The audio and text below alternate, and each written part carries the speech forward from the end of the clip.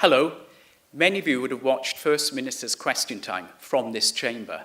Some of the most exciting sessions in the work of the Assembly are here in the chamber at First Minister's Questions, really important political issues of the day. But there's also a committee that scrutinises the work of the First Minister. I chair that committee, and it allows us to look in greater depth at some of the most important issues of the day.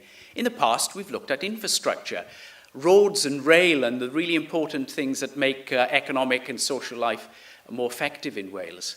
We've looked at the voluntary sector, how that works with government, how it brings new ideas, new solutions to hard problems.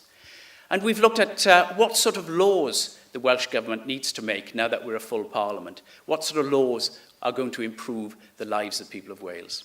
At our next meeting, we're going to look at climate change. This is so important to us all. The government has a strategy and it's ambitious, but how are they doing? Are they meeting their targets? How are we doing on energy efficiency?